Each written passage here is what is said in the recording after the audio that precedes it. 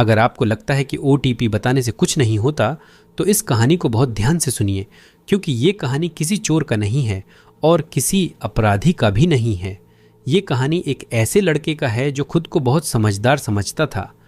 उसने ना कोई गलत वेबसाइट खोला, ना कोई संदिग्ध ऐप डाउनलोड किया। उसने सिर्फ एक OTP बताया और उसी एक पल में उसकी जिंदगी 2 हिस्सों में टूट गई।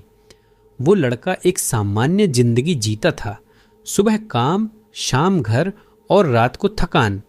उसके सपने बहुत बड़े नहीं थे, लेकिन ईमानदार थे। उसके बैंक अकाउंट में कोई बड़ा रकम नहीं थे, बस घर का खर्च, माँ का दवाइयाँ और थोड़ा सा बचत।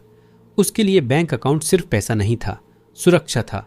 उसे नहीं पता था कि एक फ़ोन कॉल इस सुरक्षा को एक झटके में छीन लेगा। वो दिन भी बाकी दिनों जैसा ही था। कोई खास बात नहीं था, घर में आवाज़ें था, जिंदगी चल रहा था। दोपहर के समय उसका फ़ोन बजा। स्क्रीन पर लिखा था अनजान नंबर। उसने ज़्यादा नहीं सोचा और कॉल उठा ली। उधर से आवाज़ आई, मैं बैंक से बोल रहा हूँ। आवाज़ में घबराहट नहीं थी, जल्दी भी नहीं थी, बिल्कुल पेशेवर आवाज़ थी। कहा गया, आपके अकाउंट में एक तकनीकी समस्या आ रही है।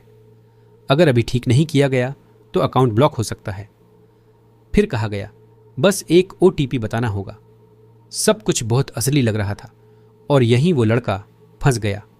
उसके फ़ोन पर एक मैसेज आया। OTP लिखा था। मैसेज में साफ शब्दों में लिखा था, OTP किसी को ना बताएं। उस लड़के ने एक पल के लिए पढ़ा, लेकिन फिर सोचा, ये तो बैंक वाला है। उसने नंबर बोल दिया। उसे नहीं पता था कि OTP पासवर्ड से भी ज़्यादा खतरनाक होता है। OTP बताते ही पूरा नियंत्रण किसी और के हाथ में चला जाता है। कॉल कट हो गई। कुछ सेकंड कुछ नहीं हुआ। फिर फ़ोन फिर से बजा। मैसेज आया, 25,000 रुपये कट गए। उसका दिल तेज धड़कने लगा। फिर दूसरा मैसेज, 15,000 रुपये कट गए। उसके हाथ कांपने लगे। उसने जल्दी से बैंक ऐप खोला। बैलेंस 0। वो कुर्सी पर बैठ गया। उसे समझ नहीं आ रहा था कि ये सब इतनी जल्दी कैसे हो गया। उसने तुरंत बैंक में फ़ोन किया। वहां से कहा गया, OTP दिया गया है, अब कुछ नहीं हो सकता। उस पल उसे पैसों से ज़्यादा खुद पर गुस्सा आ रहा था। वो बार बार खुद से एक ही सवाल पूछ रहा था, मैंने OTP क्यों बताया? तभी उसे एक बात बहुत साफ समझ आ गई। ठगों को आपका पैसा नहीं चाहिए, उन्हें आपका भरोसा चाहिए।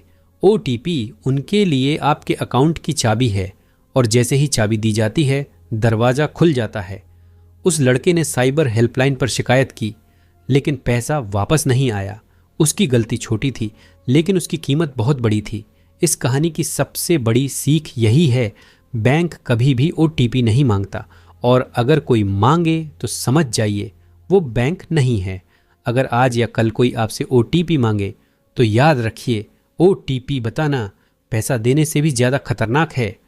इस कहानी को आगे शेयर करें, शायद आपकी एक शेयर किसी और को बचाने के काम आ जाए।